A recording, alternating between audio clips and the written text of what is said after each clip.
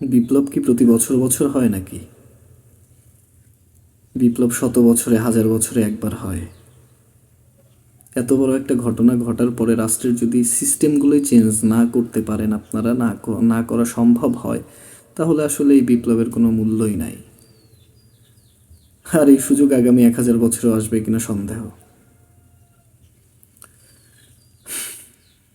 দরকার হয় এই সময়ে আরও একবার রাজপথে নামেন, কিন্তু তারপরে আসলে রাষ্ট্রের সিস্টেমগুলোকে চেঞ্জ করার একটা দাবি তোলেন। এই সিস্টেম চেঞ্জ না হলে আসলে এই রাষ্ট্র জনগণের কোনো কাজে আসবে না।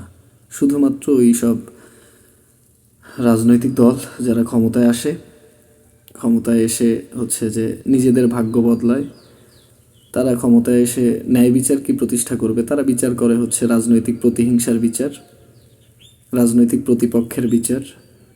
তারা বিচার করে হচ্ছে তাদের ফ্যামিলি আক্রোশ থেকে প্রতিশোধ নেয়ার বিচার। এগুলো এই রাষ্ট্রের 55 বছরে এইসবই হচ্ছে। একটা ইতিহাস আপনি দেখেন তো, একটা ন্যায় বিচারের উদাহরণ আপনি দেখান তো, নমুনাই নাই। এত বড় বড় ইস্যুগুলোর কোনো বিচারের খবর নাই। এত বছর ধরে এই যে এই ধরনের জাতীয় ইস্যু যদি এত বছর ধরে ঝুলে থাকে বিচার না হয়ে, তাহলে সাধারণ মানুষের কি অবস্থা?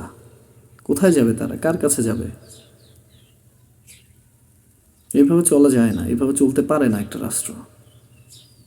বাংলাদেশ মানে এই যুগে এসেও আসলে বাংলাদেশের মানুষ যদি শুধুমাত্র ওই যে আমি তো চলছি, আমি তো খাচ্ছি, আমি তো পড়ছি, এই চিন্তা ভাবনা থেকে বের হন ভাই।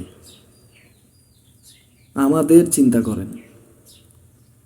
এসব রাজনৈতিক মানে কালচার চেঞ্জ করেন। এইসব সিস্টেমে থেকে আপনি মানে বাংলাদেশে ভালো কিছু আশা করতে পারেন না।